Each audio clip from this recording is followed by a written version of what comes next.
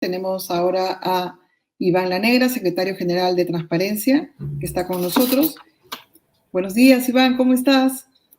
Muy buenos días, Paola, ¿qué tal? ¿Cómo estás? ¿Qué tal? Bueno, antes de empezar con Iván, quería contarles un poco cómo está ahorita la interna de Perú Libre y el partido de Pedro Castillo.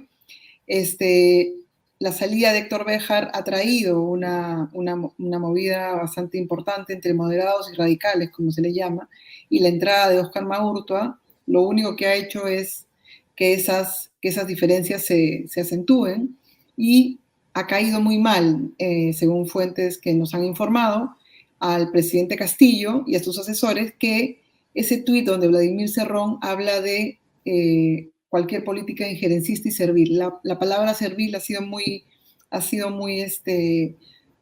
tomada muy mal por el presidente, y, digamos, parte de las fuentes dicen que la salida del primer ministro Guido Bellido antes del jueves 26 podría ser una posibilidad bastante grande. Con esa información quería empezar la entrevista con Iván Lanegra. Primero es, ¿cómo ha visto usted esta semana y casi este mes en la cual la salida de Héctor Béjar denota una vez más cómo estas fuerzas de esta lucha interna entre lo que se llama radicales y moderados hace que este gobierno esté tan tambaleante, ¿no? ¿Cómo ve? ¿Cómo ha visto esta semana que ha pasado? Ha sido una semana difícil para el gobierno, es evidente. La pregunta es más bien cómo podemos ir generando una mejor comprensión del gobierno a partir de lo ocurrido, porque creo que eso es más importante que simplemente una mirada que quede en los adjetivos, ¿no? Creo que la comprensión es lo más relevante. Entonces, hay alguna información que el propio canciller ha ido revelando, ¿no? Por ejemplo, existe todo un conjunto de posiciones, de análisis, ¿no? que planteaban que detrás de todos estos hechos había una suerte de estrategia del gobierno, ¿no? Es decir, había, pues, pasos bien pensados, ¿no? Alguien o un grupo de personas estaba, pues, organizando una estrategia bien armada en el cual la conformación del gabinete era una pieza, ¿no? Y claro, ya cuál era el objetivo final de esa estrategia, pues había todo tipo de miradas, ¿no? Digamos, desde la derecha, el objetivo final de algo así como la instauración de una dictadura comunista, y desde el sector de la izquierda era, pues, el inicio de un proceso de cambio radical, que incluyendo un cambio a la Constitución, ¿no? Entonces, ¿qué cosa es lo que nos va revelando la información que vamos teniendo, ¿no? Que el ex canciller Béjar ha señalado que él, que ha estado dentro del gobierno, ¿no? Que ha participado de la conformación del mismo, él dice que en realidad el gabinete se conformó en base a tres grupos. Un grupo que él señala son personas con un cierto perfil, ¿no? Digamos, adecuado, ¿no? Con cierto prestigio, que, pues, que han ocupado ciertas carteras. Un segundo grupo que responde, dice él, a favores políticos, y yo entiendo que ahí están, dice él, los actores que han apoyado de alguna manera u otra al gobierno en su proceso, ¿no? De llegar al poder. Y un tercer grupo que él llama de favores personales, ¿no? Es decir, que ya no tiene que ver, entiendo, con un tema, digamos, más partidario, sino un tema más bien casi personal, ¿no? Actores que tienen alguna relación con el gobierno. Entonces, cuando tú escuchas eso, tú no ves, pues, hay una estrategia, ¿no? Sino ves más bien la necesidad de que el gabinete más bien sea una suerte de reflejo de procesos que han llevado al presidente Castillo al gobierno. Entonces no es una estrategia, sino más bien es una respuesta refleja de un proceso previo, ¿no? Entonces no mira hacia adelante, sino mira hacia atrás, digamos, ¿no? Y los únicos, digamos, las únicas posiciones que tienen algún tipo de mirada más de, digamos, de la atención de las cuestiones inmediatas, por ejemplo, en salud, en economía, ¿no? Ahí uno va entendiendo mejor, ¿no? Es decir, hay, evidentemente, en el presidente Castillo, es claro, una preocupación de estos dos temas. Y si tú claro. ves dónde ha habido menos cambios, dónde ha habido mejores perfiles en economía y salud, ¿no? Digamos, entonces te das cuenta que ahí hay una preocupación porque esos temas sean atendidos. Entonces, lo que tenemos por lo tanto no es un grupo ni organizado a través de una estrategia compartida. Y luego otro dato que da el ex canciller es también interesante. Él dice que el presidente Castillo está lidiando con muchas personas que tocan la puerta y que ahora dicen ser de Perú Libre, ¿no? Lo dice, además lo dijo en un Ujú, tono pues, evidentemente sarcástico, diciendo, bueno, no son de Perú Libre, pero ahora todo el mundo dice que es de Perú Libre y tocan la puerta y claro, piden puestos de trabajo y demás, ¿no? Cosa que además no es ninguna novedad, eso pasa pues en todos los inicios de claro, gobierno, ¿no? Gente que de pronto dice, no, yo también ayudé en la campaña, yo también di claro. dinero, no sé, pues miles de cosas, ¿no?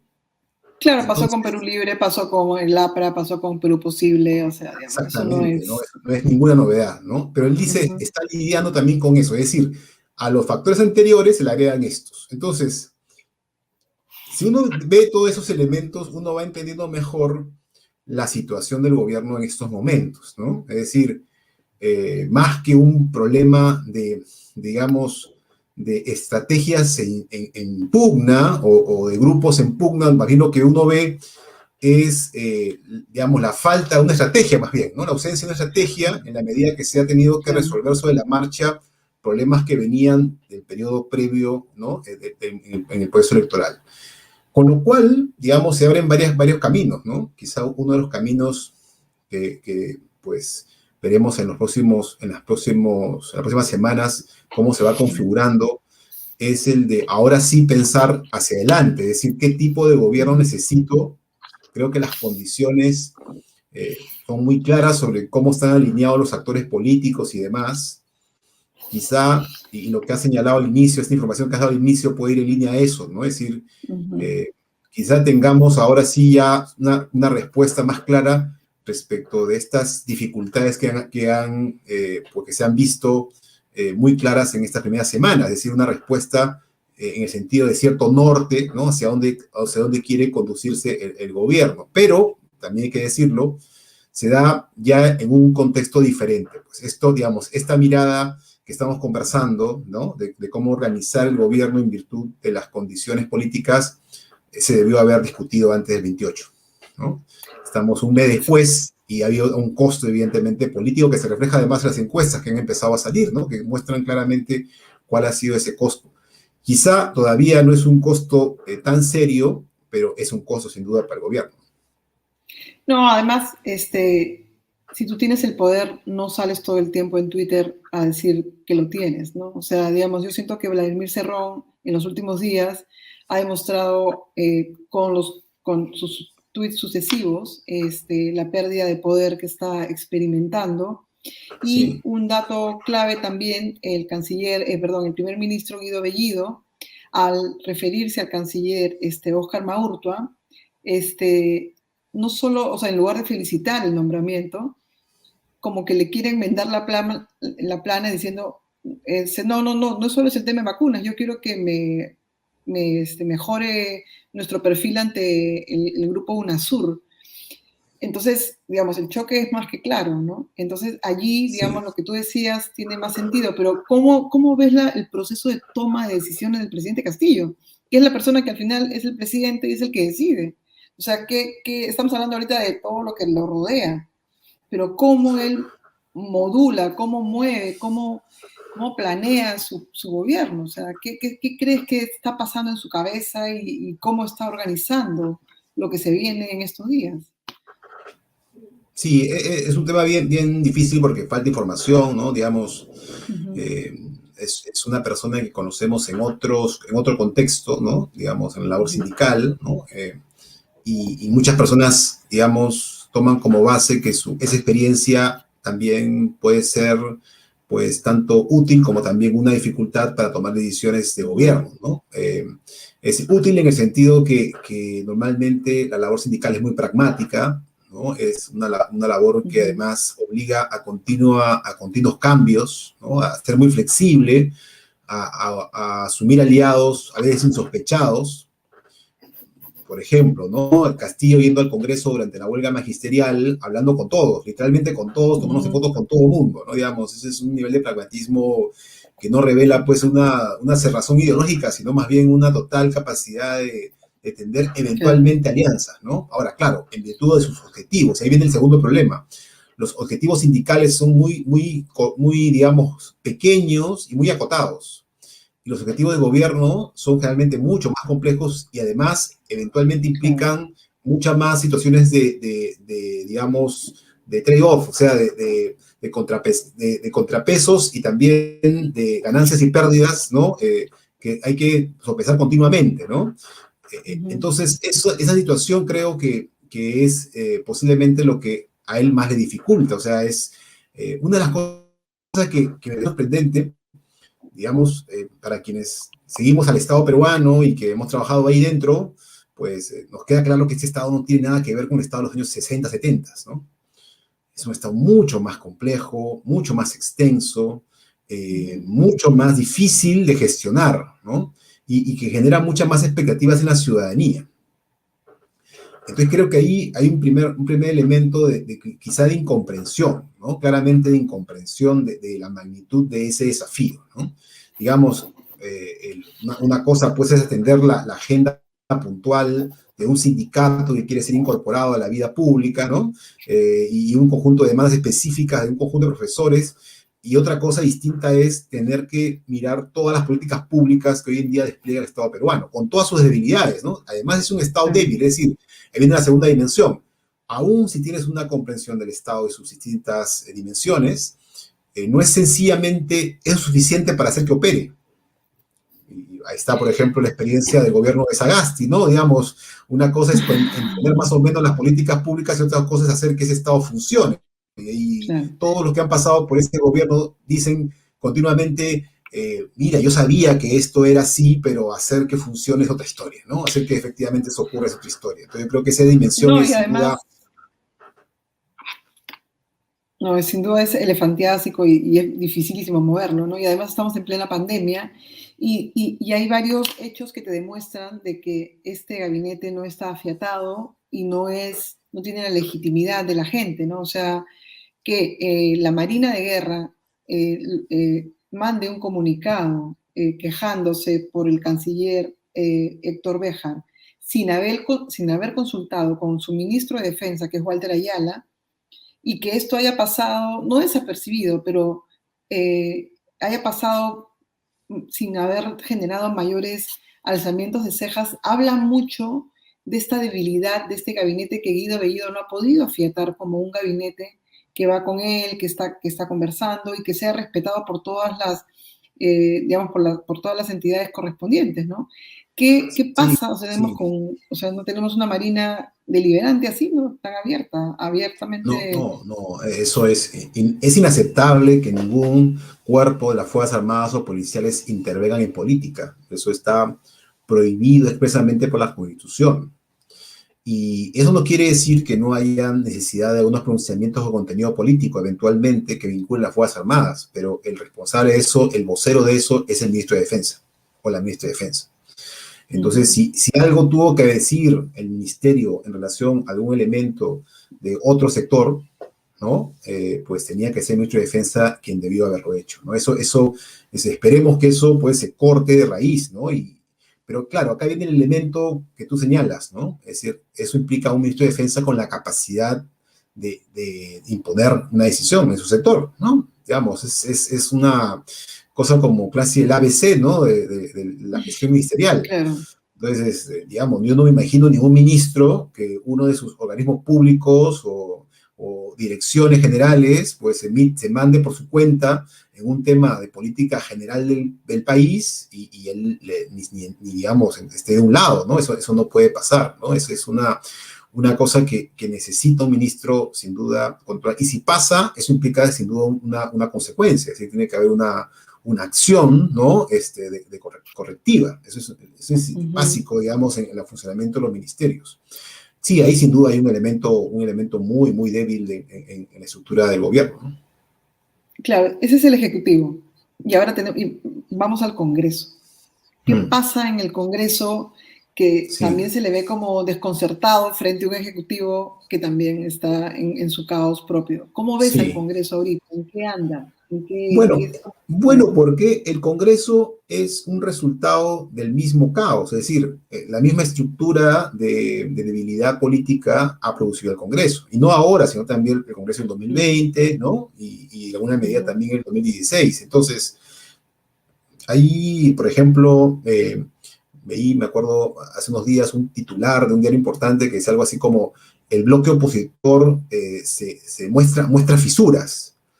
Entonces, eso me parecía pues una afirmación de narrativa de ficción, ¿no? Porque eso implica que existe algo así como un bloque opositor realmente que se ha quebrado y en verdad eso no existe. O sea, lo que existen son, claro. para empezar, pues muchas bancadas, ¿no? Muchas Ujú, bancadas. Cada bancada, además, con su propia agenda como bancada, y algunas de ellas microagendas individuales que dependen de personas dentro de esas bancadas que tienen pues su propia, digamos, su propio interés, ¿no? Particular, que es el que lo ha ujú. llevado lo ha llevado al Congreso y que van a defender agendas muy pequeñas, ¿no? Muy pequeñitas en algunos casos, ¿no? Que son sus temas. Entonces, la posición frente a distintas decisiones no va a ser pues monolítica, ¿no? Sino más bien va a ser muy flexible en virtud del tipo de decisión que se quiera adoptar. Una muestra de ello es, por ejemplo, lo que pasó con las mociones que se presentaron en la semana, ¿no? Varias mociones que trataron varios temas.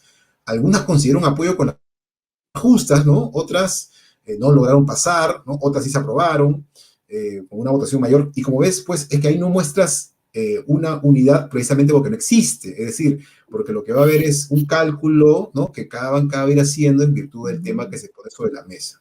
Y todos, yo entiendo, están a la espera, ¿no? Porque es muy temprano, digamos, para tomar decisiones fuertes, ¿no? Entonces todos están ahí mirando qué es lo que va a ocurrir. Sin duda, una cuestión clave era la presentación del gabinete el 26, el jueves. Pero Ujú. claro, si esto que has señalado al inicio, ahora de la posibilidad de un cambio en la cabeza del gabinete, pues eso implicaría eventualmente cambiar esa fecha, no sé, habrá que ver qué ocurre, ¿no? Pero sin duda eso, O eso sea, determina legalmente si cambian al primer ministro, tendrían que esperar 30 días más para su presentación. ¿Es así? hasta 30 días. Ok. O sea, en teoría, si el presidente del Consejo de Ministros o el presidenta del Consejo de Ministros nueva, si es que hubiera, ¿no? Asume, puede al día siguiente presentarse en el Congreso si desea, digamos, si logra un acuerdo con el Congreso, pero yo sospecho que eso no va a ser así de rápido, ¿no? Sospecho que Ujú. pedirá un tiempo adecuado para prepararse, organizar todo su gabinete y además, porque un cambio de esa naturaleza, si es que ocurre, probablemente vaya acompañado de otros cambios, ¿no? Es De decir, otros ministros. exactamente, Claro. porque ya aprovechas y ahí haces los cambios completos, ¿no? Digamos, de todo aquellos que consideras no se está ayudando a gestionar el gobierno. Ujú. ¿Te refieres a qué grupo? ¿A favores personales? ¿A favores políticos? Porque claro, ahora No lo tenemos que sé, hacer una es que, configuración, claro, es que no lo sé, no claro. lo sé. Yo sospecho que aquellos que digamos, han sido puestos en virtud de sus perfiles idóneos, Ujú. ¿no? Pues quedarán, ¿no? Y sospecho que esos quedarán. Ahora, los otros, a ver, tampoco es que pueda haber una ruptura completa de alianzas políticas. Si quizá la palabra favores políticos se lee como alianzas políticas, pues todo gobierno necesita esas alianzas, ¿no? Claro. Quizá en ese campo, pues puede haber alguna reconfiguración, pero mi impresión es que sí se requiere, ¿no? Ahora, lo que pasa es que no hay una contradicción entre buscar alianzas y buscar un buen perfil idóneo para los puestos. O sea, tú puedes buscar personas que representen a cierto sector, pero que tengan un Ujú. perfil adecuado, ¿no? Eso no hay ahí una incompatibilidad, ¿no? Ahora, de los personales que mencionó el ex canciller, ahí no tengo idea quiénes serán, ¿no? Digamos, uno puede, digamos, Mm, hacer hipótesis, pero en verdad creo que ese es un campo muy delicado, mejor dejarlo ahí. claro, o sea, del factor opositor, digamos, del gobierno, se supone que están los líderes de derecha de Rafael López Aliaga, Keiko Fujimori, Hernández Soto, César Acuña, José Luna. Pero del lado de la izquierda, que han hecho una alianza tácita con el gobierno, que es Nuevo Perú con Verónica Mendoza, Juntos por el Perú, y Frente Amplio, que todos tienen un ministro en el gabinete por lo menos, Y Runa, ¿dónde están? y también Runa, ¿no? Y Digamos, Runa, claro, perdona. claro, ¿Dónde están? tienes, Porque no se les ve, no se ve a los líderes de la izquierda diciendo, esta boca es mía. ¿Por a qué ver, esa es que, ausencia de vocería? ¿Dónde están? a ver, vamos por partes, ¿no? Primero, que no estamos hablando de organizaciones políticas fuertes. Hace unos días escuchaba a Cecilia Méndez, lo que era la historiadora, que decía, creo con razón, ¿no? Decía, oye, los politólogos, ahora que hay un partido que llega al poder, deberían estar felices, ¿no? Que llegue un partido y estoy de acuerdo, ¿no? Me parece muy bien que lleguen partidos al poder y que quieran gobernar, ¿no? Pero claro, asumiendo que es un partido político con ciertas capacidades mínimas, ¿no? Y creo que más bien el Claro. diagnóstico es que es un partido débil, el de Perú Libre, no de ahora, sino sabíamos hace tiempo, ¿no? Digamos, con mucha fragilidad, ¿no? Ujú. Sin duda, podríamos llamarlo quizás un proyecto partidario, ¿no? Pero pues sin duda con muchas debilidades. Entonces, ese es el que está en el gobierno, pero si tú ves si vas viendo los demás partidos de izquierda, tú no vas a ver un aumento, sino más bien una reducción progresiva de esa capacidad. O sea, luego tienes a Juntos por el Perú, que a su vez también, ¿no? Ahí dentro también hay como varios actores, ¿no? Diversos, y que tiene un grupo de bancada muy pequeña y una capacidad, digamos, de movilización también limitada, ¿no? Y luego Frente Amplio, que ni siquiera pudo, ¿no? Entrar Claro, al postular. Congreso. Claro. Entonces, digamos, ¿qué capacidad de movilización tiene un partido que ni siquiera pudo ingresar al Congreso? Y ya luego hablamos de Runa, ¿no? O sea, aún más pequeño. Entonces, yo creo que ahí Bueno, más Nuevo bien hay Perú, una, ¿no? Y Nuevo Perú. claro, o no Perú que está en el gabinete, ¿no? Pero, digamos, políticamente, digamos, ellos han estado aliados a Juntos por el Perú, digamos, ¿no? Entonces, lo que quiero decir es que es un sector de izquierda que más bien suma diversas, digamos, limitaciones, ¿no? Y creo que lo que hay detrás es sí un interés, que creo desde la izquierda lo leerán como bueno, ¿no? Un interés de unir, digamos, a los distintos sectores de izquierda formales o que han buscado participar electoralmente durante los últimos años. Entonces, en ese sentido, digamos, ¿no? Es interesante, pero es insuficiente. Creo que esa es la Ujú. lectura de la mayoría de personas. O sea, nadie está en contra de que los partidos no gobiernen, ni que la izquierda haga, Claro. evidentemente, un gobierno de izquierda, ni que se alíe con gente de izquierda. Eso es como casi natural, ¿no? Eso, digamos, lo que ocurre en todo el mundo, ¿no? Lo difícil es que en una situación como en el Perú, donde las instituciones son débiles y donde además hay otros actores también, ¿no? que actúan, tú buscas siempre ampliar tu base de apoyo para de esa manera tener mejores condiciones de gobierno, sin renunciar a tu agenda, ¿no? Porque finalmente en democracia de ello se trata, ¿no? Un programa de gobierno gana y la idea es que ese programa de gobierno en sus ideas principales se intente implementar, pero en todo el mundo nadie logra que todos sus temas entren. En democracia los partidos de gobierno saben que algunas cosas podrán avanzar y otras cosas no, porque no hay condiciones políticas para hacerlo. De eso se trata precisamente el arte de gobernar, ¿no? Exacto, es el arte de lo posible, pero también se trata de no meter la cabeza debajo de la tierra como el avestruz, porque si no, ¿cómo conocemos qué piensan, qué opinan? O sea, una cosa es Sí, que, claro, estás en una alianza, pero otra cosa es estar claro. escondido y no demostrar lo que piensas o tu molestia, ¿no? Sí, Y sí, ahí sí. va una de mis últimas preguntas, es sobre ¿por qué no hay mujeres? ¿Dónde están las mujeres, digamos, en general, donde tenemos a un ministro del Ambiente denunciado por haber violentado a su expareja y a su hermana, ¿no? Hemos tenido un viceministro de Trabajo que duró 3 días, acusado de feminicidio en Ayacucho. O sea, tenemos a varios funcionarios de alto rango acusados de tener este tipo de, digamos, no, de faltas, no, de delitos, y no hay mujeres y nadie pide por más mujeres. ¿Por qué estamos en un gobierno en el cual las mujeres no están bien representadas, ¿no? A ver, primero, creo que ya no estamos en un momento de la historia del Perú, ¿no? En donde la famosa excusa esta de no, es que no hay mujeres suficientes con las capacidades, ¿no? Y hay que ser meritocrático, ya no tiene ningún sentido, ¿no? Por los hechos, o sea, tú ves todas las estadísticas sobre presencia de mujeres en las universidades, ¿no? la experiencia previa en muchos sectores con mujeres tomando decisiones en el más alto nivel, eso ya no es excusa alguna, ¿no? Digamos, eso es, todavía se usa, pero ya no tiene ningún sentido, ¿no? Entonces, sí, cada vez más una situación tan dispar solo refleja, pues, una ausencia de compromiso con esa agenda, ¿no? Sencillamente, es decir, no miras a las mujeres, ¿no?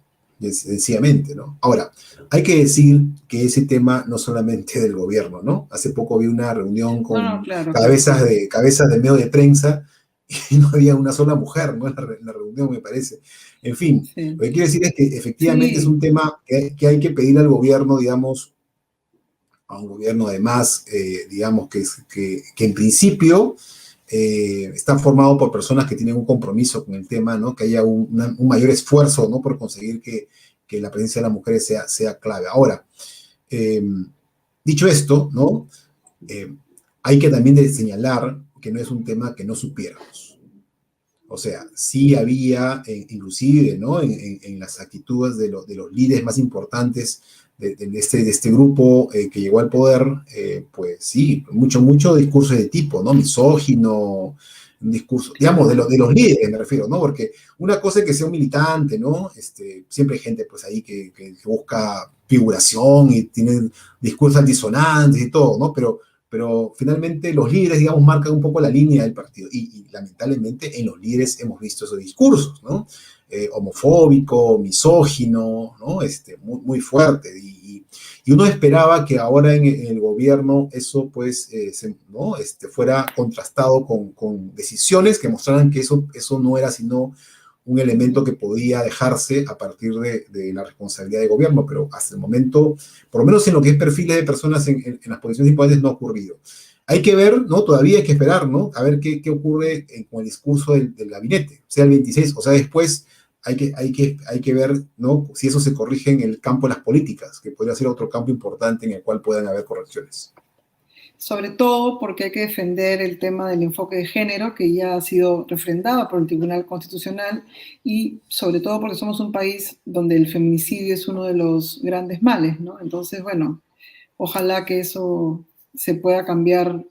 Y también yo lo esperaría de los aliados de Perú Libre, que como tú has dicho, si bien ellos tienen que gobernar usando sus funcionarios, etcétera, deberían haber unas voces ahí pidiendo también que la participación femenina esté ahí, ¿no?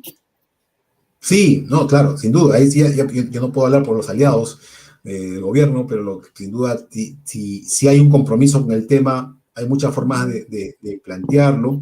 Lo que sí me ha sorprendido es un esfuerzo por tratar, digamos, de justificar la situación, ¿no? Creo que ahí sí, más bien ayuda más, creo, ¿Cómo ¿no? así? ¿Cómo así? ¿Cómo así? O sea, ¿Cómo justificar? es decir, diciendo cosas como, mira, sí, pues eso es un tema que finalmente una situación que ya sabíamos y en todo caso eso es menos importante que otras causas que están detrás, ¿no? Y claro, eso es un discurso que se escucha muchísimo y fíjate que en el punto de vista de la discusión política, en cierto sentido, es decir, cuando tú estás, digamos, peleando temas, tú tienes que tener estrategia, ¿no? Es decir, el tema de, por ejemplo, buscar una agenda para el sector LGTBI implica pensar políticamente, pero también de una manera estratégica, ¿no? Para que no te mandes sin más a la cancha, porque es un tema que va a generar tensiones y demás. Claro. Entonces, pero eso no implica dejar el tema. O sea, no implica abandonar el tema. Igual con el tema del enfoque de género, ¿no? Claro que van a haber oposición, claro que van a haber actores que van a ser críticos, ¿no? Igual pasa con el tema, por ejemplo, que hemos tenido estos días sobre el asunto del conflicto interno y el terrorismo, ¿no? Entonces, lo mismo, o sea, tú quieres, por ejemplo, ampliar la comprensión de lo que fueron ese periodo tan terrible para el país, y luego eso va a generar mucho conflicto, ¿no? Muchos ataques, gente que va a salir a decir, Ujú. entonces, claro, pero entonces hay que plantearlo de una manera inteligente. O sea, lo que se espera de los políticos no es que dejen los temas, no es que los abandonen por pragmatismo, sino que si de verdad están convencidos de un tema, tengan una estrategia para ir introduciendo estas cuestiones de una manera inteligente en la discusión pública y luego a partir de ahí conseguir logros en políticas públicas. Eso es, o sea, Claro. y me parece que eso se ha perdido. Entonces, está como que si, digamos, ¿no? Son hiperpragmáticos, no importa lo que se deje de lado a cambio de, ¿no? Otros objetivos o una visión, digamos, abiertamente, digamos, de rechazo a la necesidad de estos logros, ¿no? Claro, como dices tú, la política es el arte de lo posible. Así que bueno, ojalá que puedan hacerlo posible en algún tiempo, y si sea pronto mejor. Muchísimas gracias, Iván, por estar con nosotros. Lindo domingo y bueno, nos vemos hasta la próxima. Hasta Salud. pronto, Paola, hasta pronto.